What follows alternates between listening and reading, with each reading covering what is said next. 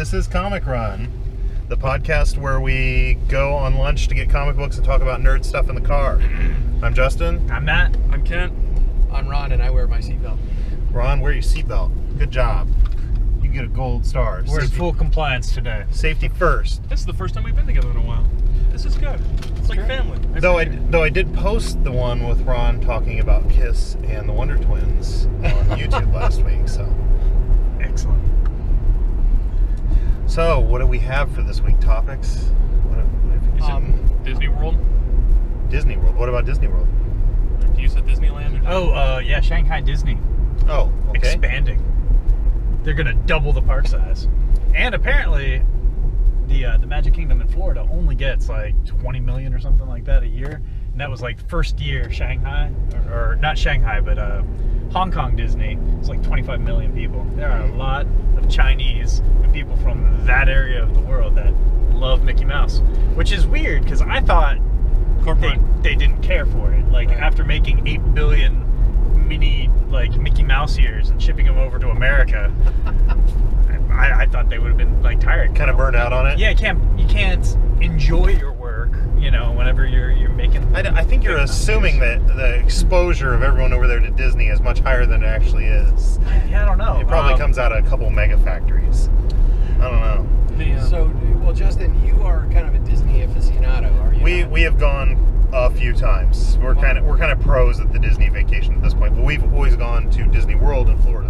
Right. My sister just came back from a week-long trip there last week. She said she didn't plan enough days, so expanding sounds just somewhat frightening. Well, but you got to remember the overseas ones are like maybe a half or a third the size. They might be the size of, I don't know the square footage, but Disney World, right? She went to Disney World. Yes, we're talking about Disney World. Disney World is huge. Disneyland in California will fit in the parking lot of Disney World in Florida. And I don't know. Still fun, and the classic Disney. Yeah, I mean it's the original, but it also was. Matt and I went a couple years ago. It was very enjoyable. But it's also built landlocked, so they're having they have a lot of trouble trying to expand because nobody around them wants to sell for reasonable amounts. Well, they're all making cash money off the hotels surrounding Disneyland. Big money. Why would we sell you our hotel? We're already making money off you. But also renovating under the press, MGM or Hollywood Studios, right? It's Hollywood Studios. MGM, so they closed a bunch of the rides, and there's a lot of speculation that they're going to be putting in a lot of Star Wars stuff and a lot of Marvel stuff. There is a conference. They've confirmed that they're going to create a Star Wars land inside Hollywood Studios. It's been Disney's Hollywood Studios for years. They removed the MGM branding somewhere in the late 90s because MGM opened a casino, and there was a deal like you can't have it at a theme park, and we won't do this. MGM's been open for a long time. Right, but they removed the name MGM. It went from MGM Studios to Disney Hollywood Studios. Well, no, like the MGM Grand has been open for years. I think it was something about adding roller coasters and rides to one of the existing ones. Oh, because casinos have those now. Right. They were like, now it's a theme park. We can't have this. It'll confuse customers. Vegas is so fun and family friendly. Yeah. So when you go to get when you're walking down the street, people are handing you flyers for in rooms, strippers, and prostitution. They hold those away when the minors come by, and that really makes sense. It's a courtacy. Well, the back of the taxi cab has near nudity on it, and so you're exposing the kids to it no matter what. We've not taken my kids there. My kids go to I've public never school. been to Vegas. So Really? Never been to Vegas, and now that I have kids, I don't think that vacation's happening anytime soon. But we've been to Disney way too many times. Here's my one family friendly. So my parents used to take me and my brother and sister, or my mom and my grandma used to take my brother and sister around the country like 2-3 weeks, back of the car. And so one year we're the in station Arizona, wagon vacation, and my mom is the back of the car was actually the trunk. Yeah, it's nobody wants to travel station the wagon. So we want to go to. My mom decides, hey, we're going to take a little side trip to Vegas for just one night. So we go to it was fun. We go to the Flamingo. There's plenty of free entertainment that is totally worthwhile for children, of the pirate ship battles that go on. Keep the kids busy so mommy and daddy can gamble and drink. And there is at that spending point, your college fund. At that point, there was a very, very impressive arcade in the Luxor. My favorite arcades. So we're in the Flamingo, which is on the top of the strip, going down to Luxor, which is on the bottom of the strip, and just kind of walking, and Grandma is slightly ahead of us, popping quarters and stuff.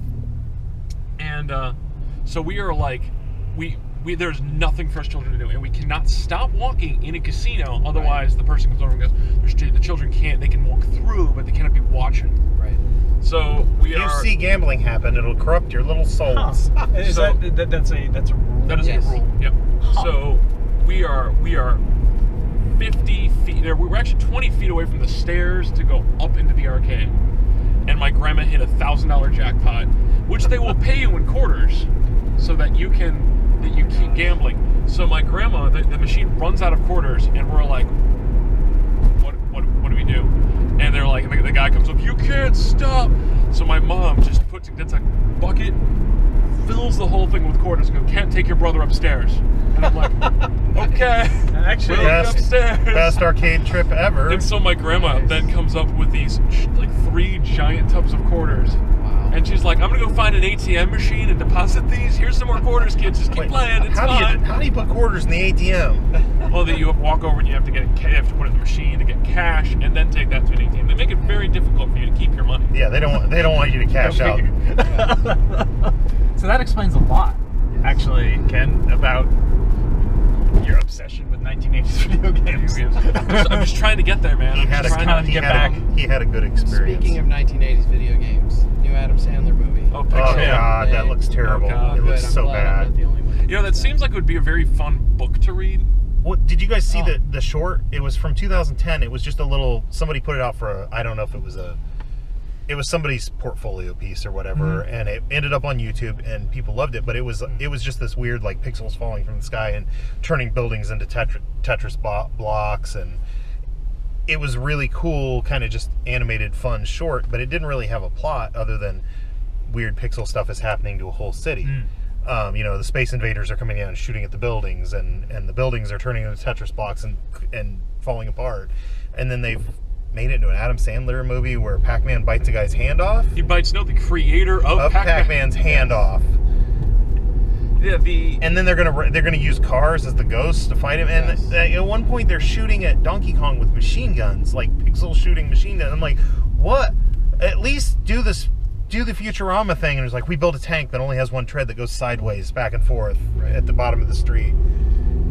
Futurama already did this show, and it was funny when they did it. And it was only 5 minutes long. I know. I think the one concept it just looked bad to me, but I could understand, like, if you were like, we sent this thing out to space, and aliens thought these are the rules of war when you fight, the planet Earth. It was nice of them to accommodate us and our rules. Yeah. So I'm the only one that's actually excited to see giant pixelated Donkey Kong on a big screen. Apparently you are. I mean, I'm sure it'll be like watching a Michael Bay Transformers movie. If you go into it going, I'm probably going to be dumb entertained for an hour, maybe you'll get your money's worth. To be fair, it's a Michael Bay movie. That's dumb entertained for like 2.5. Okay, yeah, right. You're raising the bar. If you just go Joel into it, Schumacher. if you go into it with I want to watch shit explode for an hour at a Michael Bay movie, you're happy. If you go to an Adam Sandler movie with there's going to be some poop jokes and he's going to fall down and that's enough for me, it's probably going to be fine. But it is not going to be above, say, a B or B plus movie. I'll probably rent it at some point. Speaking of I'm just sad. I'm sad because I don't want them to be like. You're talking about the school. I don't want this to be like when the Daredevil movie came out and people were like, well, the superhero movie genre's dead for a couple years. Because you feel like this is the end game. I feel like Wreck-It Ralph was like amazing, and then they're like, look, we can do a video game movie too, and then they're gonna poop on the rug, and you're like, bad dog, get out of the house. We're not doing video game movies Matt, for a couple years. Do you think I should write an hour-and-a-half movie based around the Arkanoid plot? Oh, absolutely. And you should post it on Reddit, and then we'll hear you the next week going, and then my karma just went, they couldn't downvote me fast enough. Actually, no, it'd be like I convinced Universal Studios, and they're optioning it. It's really exciting. But Michael Bay's directing it, and Adam Sandler's going to star Hey, in listen, it. man. Listen, man. I will sell out my, I will sell out my reputation absolutely for any amount of money. Any amount of money? Yeah. You can do like, what's his Just give name? him a bucket full of quarters and send him upstairs. You can do like, what's his name from League of Extraordinary Gentlemen and V for Vendetta, where he's like, Alan Moore. He's like, I just take the money and I don't ever look at the movie. I know they're going to ruin it. He's just like, I'm not in the movies business and I don't care to be. So he's just like, I'll take your check and I'll write more comic books. Speaking of movies, they seem to have combined Firefly with Reign of Fire and called it the Leviathan.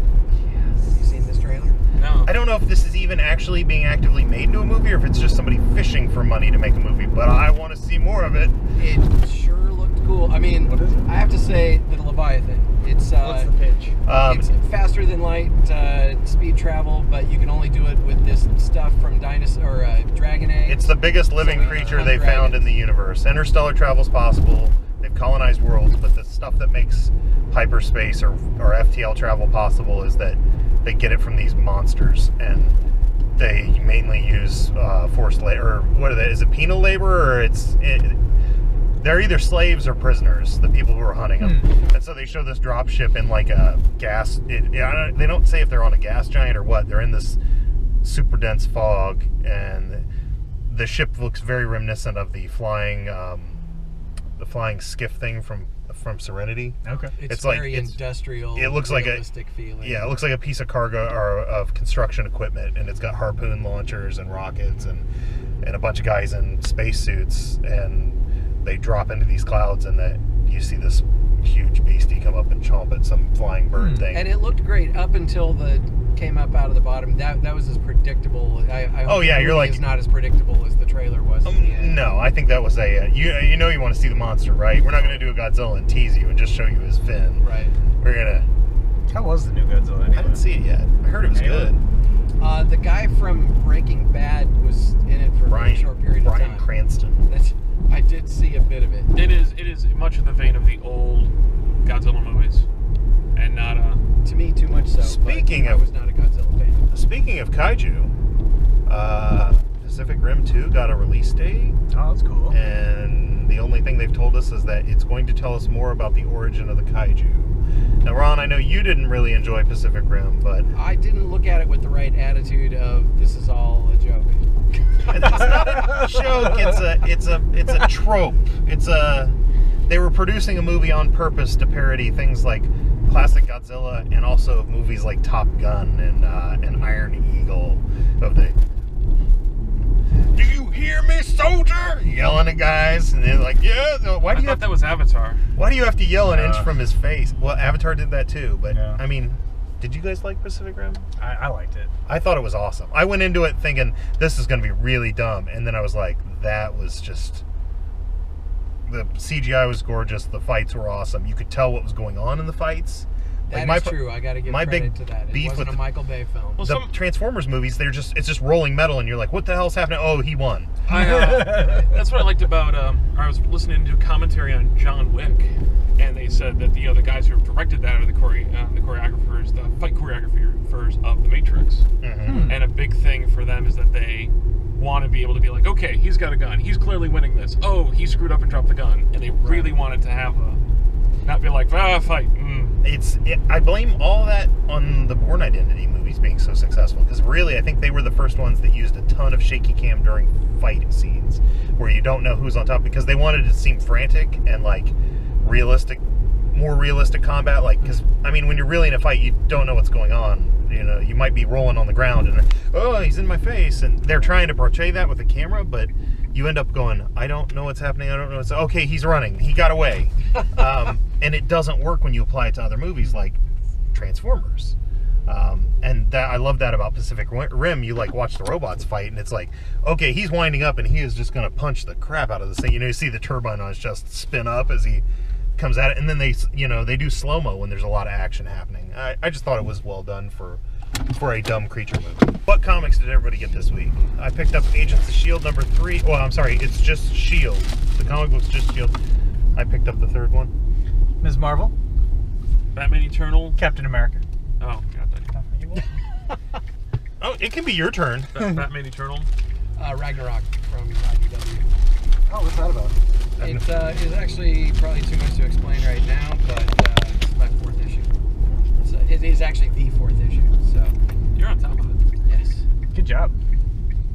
Way to read comics. That collection is probably going to be worth tens of dollars. Tens of cents. Tens of cents. So What is there a brief way to explain Ragnarok? Because I've never heard of it.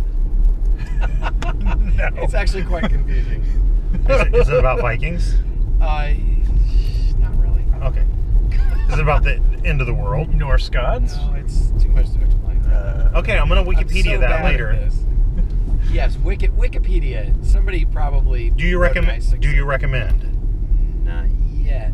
You're still trying. Not yet. It's one of those titles where from the beginning you're having to digest a little bit more than you normally would in something simple like. You're still swishing this around, deciding whether it tastes good or not. Exactly, but I dig the art, and that's a good thing. It's a lot of comics nowadays sound fascinating to me, and the cover looks great, and I open it up, and it's like, oh, here's another anime-looking thing, and there's just certain styles of art that don't ring resonate true with me. the. They don't resonate. They don't resonate with the Ron. Yeah. Ron has high standards. Well, I'm more of the old, in the late 70s Marvel, John Buscema and that kind of stuff where... What we would call the Silver Age? There you go. Yeah. And so, the titles, the Conan the Barbarian kind of titles around the 100 mark back in the 70s. Loved that stuff. So, not a big fan of the anime look. No? I haven't run into that many books with a heavy anime vibe. Well, I think in general there's a more simple style of art that's more popular. Right. Well, I think a lot more of it's Like color. Squirrel Girl. I think a lot of it's being Squirrel Girls. I mean, it's weird because I remember reading comics in the late 80s and early 90s, and then I didn't read any comics for a long time because back then it was if you could talk your parents into buying you a comic book while you were at the drugstore or wherever that they had the spinny racks, and never at a comic book shop. And then I was old enough, I was in college, and my friends are like, it's comic day. I'm like, what? They come out on a specific day? Okay, let's do that. And I remember buying a comic and flipping through it and going, this paper is much nicer than when I was little. Because the comics had gone from newsprint to like digitally colored and professionally printed glossy pages. And So many gradations of color. I was like, these look great! I do appreciate that. Having been a Photoshop user since 1.0, I really like the direction the comics have taken regarding that, but there are more divergent art styles now, many of which don't resonate with me. It's hard to resonate with Ron. It is. I don't really have a resonant frequency. I just have lots of little chambers inside. That's your weird tweaky audio bit for today. All right. Cross hatching is definitely not in right now. I tell you what, cross hatching. Where are You'd we be a at? damn fool to be a cross hatcher right now. Where are we at on Kirby dots? Kirby dots. I am. In or out? I love Kirby dots, but I also like a lot of the more retro-looking stuff, which is like more like the new Silver Surfer. That's got the artist from Deadman that kind of does that whole more 60s like pop look to all his comics. But you don't see them very often anywhere else. They used to be all over the place. Yeah. Everybody was rippling with cosmic energy back in the late 80s. Those Kirby. I thought we were talking about Ben-Day dots. No. No, Kirby powers. Like, Yeah. The crackly dots all over people's hands. Like, oh, look at all that negative space charged with energy. It's blue energy today. Yep. Not There is a band called Kirby Crackle, and they're excellent. Kirby Crackle? Kirby Crackle. It's a That sounds like a delicious ice cream. it's a comic book inspired Perfect band. Ben and Jerry's. They have songs about Green Lanterns and being murdered by a girl you met at the comic book shop. Which is not altogether unheard of. Yeah. Has anybody seen the skit on YouTube of Manic Pixie Girl? No. And she's like, they're sitting on this bench, and she's being all shy. And so I'm like, oh, I thought you were looking at me. Oh, what are you listening to? Oh, Jonestown. Oh, cool. You want to listen? And the music's playing. She puts it on, and they're like, we're going to die with our swords up. And she's like, what are you listening to? She's like, the Jonestown Murders. They made tapes of it, and they recorded the entire thing. You ever hear the phrase "drink the Kool-Aid"? That's what that's all about. She's like, shh, shh. Here comes my favorite part. We are not laying down our lives in agony. Wow. Well, that took a dark turn. You're talking about getting murdered after going to the comic book shop. There was that.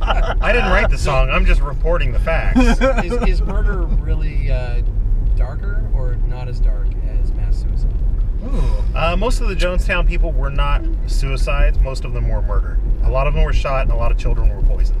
And that's why I like to make people very uncomfortable when they throw the phrase "drink the Kool-Aid" around like it's a marketing phrase.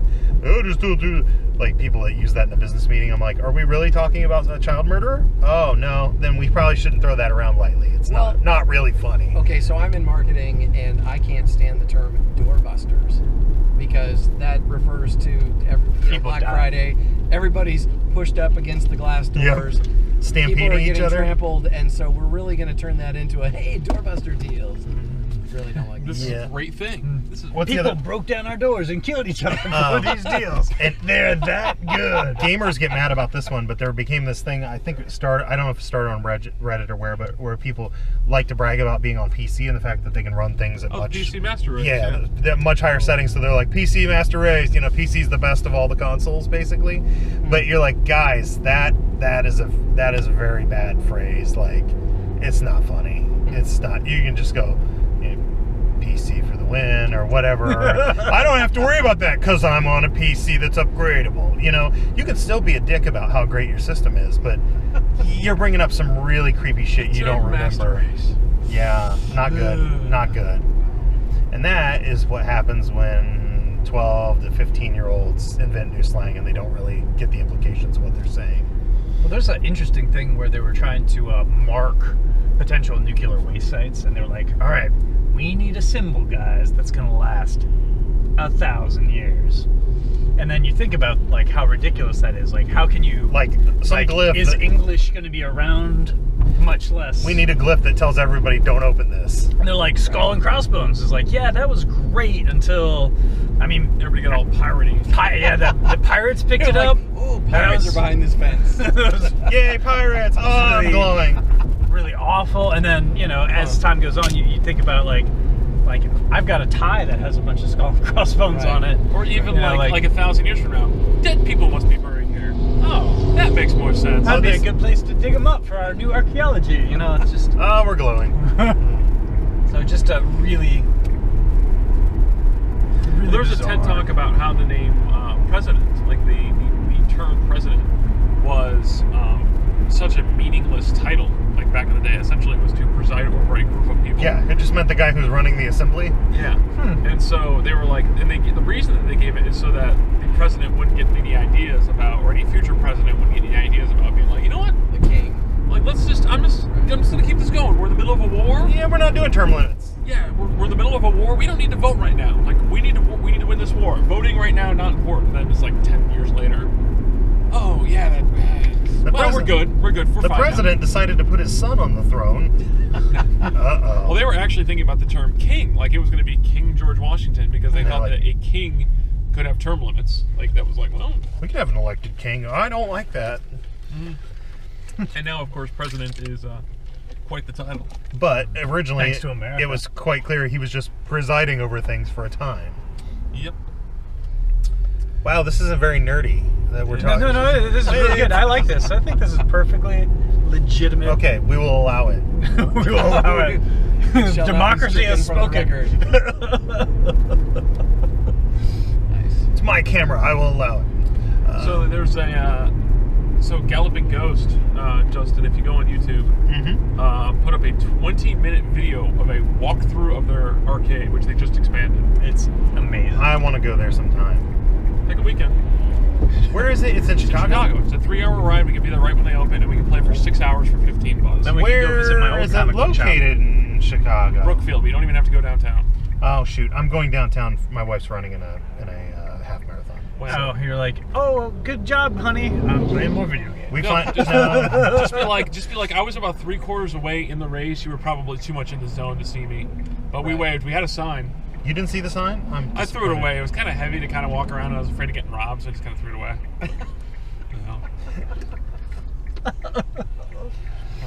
But yeah, and it's just so refreshing to hear, like, because I mean, there's one thing to like have cabinets and just have them up and be out, but he was like, we had a Teenage Mutant Ninja Turtle cabinet, but then the Teenage Mutant Ninja Turtle cabinet wasn't an original one. We found an original one, and then we put it in it, but the side art was still bad. So we went to a printer, and we actually got a scan of the original, like with April O'Neil on the side, the turtles like coming out of the sewer, and we went and we had that redone into giant sticker form. I love and then restoring put it on the side of this, and then we got all of the art underneath it done correctly. So this is, he's like, it's really important to me to have all these machines as they would have been day one in the arcade. I love people who preserve arcade cabinets, and it's okay to take junky arcade cabinets like surplus Street Fighters and turn them into other games, because I mean original arcade cabinets very rarely stayed the way they were. They got recycled. But like there is a place that'll remain nameless here in town where one might play a miniature version of golf, and they are arcade criminals. They have knocked the monitors out of all, as the CRTs failed in their displays. They just took them out and put Vizio TVs that they bought at Best Buy into the cabinets, and they didn't put bezels on them or glass or correct the distortion. And so you sit down at like an arcade racing game, and it's got a TV sitting on two 2x4s in the hole where the monitor used to go, and the picture is all stretched. And I hate these people for it, and I think they should go to video game jail. Well, at least you're not sending them to video game hell. No, video game jail for a term equivalent to how long they break their video game legs. They should all their extra lives should be. They should all be forced to play Ninja Turtles 1 for the NES over and over and over. I'm trying to get down in the sewer, but it won't let me get down in the sewer. I'm trying to get off this building. I don't under. It's just the dam level, endless dam level. Turtle bomb diffuser. So but then, yeah, it's and then the other thing is they arranged all their games by, what did he call it, Matt? What was that? Oh, he has a whole room devoted to bullet hell. Oh yeah, hummingbird shooters. Yeah. But he calls it something else. No, he calls it bullet hell. Bullet hell's kind of the Japanese genre. It used to be their Mortal Kombat room. That's cool. Yeah, and so just like nobody needs more Mortal Kombat. Oh, we got the Neo Geo cabinets. We got your in-flight. You've got your in-flight helicopter simulator. Got your in-flight plane simulator. Got put these things over here. Really excited to have these over here. So you're not excited for Mortal Kombat X? I just don't care. I'm not good at it, and I don't want to play it online against kids who can just kick my ass in seconds. It's not that much fun. I've got so much Speaking of nostalgia that built up with Mortal Kombat. I played a ton of Mortal Kombat when I was a kid, but I feel like Mortal Kombat succeeded just because it was the first time we saw photorealistic graphics in a game, and it was so gory that your parents were like, "Don't play that," and you're like, "Oh, totally, I'm going to play that." I grew up on more Street Fighter than Mortal Kombat, and I was always better at that, and also Killer Instinct. Killer Instinct was awesome. But I've never been the one that memorizes like combo chains or can fight competitively. I got in trouble when I was a kid for convincing my friend to rent a Mortal Kombat game over whatever he, like, it was the thing where we were going to hang out all day, and his mom was going to drive him to the Blockbuster to rent a video game. And I had convinced him to not get the one-person game, but instead get a Mortal Kombat game. And then, because I'm like, well, we're going to hang out all day. We need to have a two-player, and Mortal Kombat's awesome. And then, like, his mom called my mom and was like, my son was just going to get Mario World. And instead, they got this horrific game where there's fighting and somebody's ripping out somebody else's entrails. Like, they showed one of the new trailers for the new one where Ermac pulls someone's intestines out through their mouth. Yeah, I saw like with like awesome. Psychic powers. It was so gross. I saw a cool thing where I don't think it was a Red Cross, but it's some similar charity. It was in an airport in Europe. I want to say Sweden or somewhere. It's a major connection airport for international flights. They took 3 arcade cabinets and had them custom made. In the bottom half, where normally you would keep your power supply and your coin box and everything. oh, donations. It's a plexiglass box, and it'll take any coin you put in it for 1 credit, and it drops them through into the box so you can see the money, and it'll run on foreign currency and everything. And so then they're donating all the money to charities, and I think that's really cool, and I would like to see more people do that.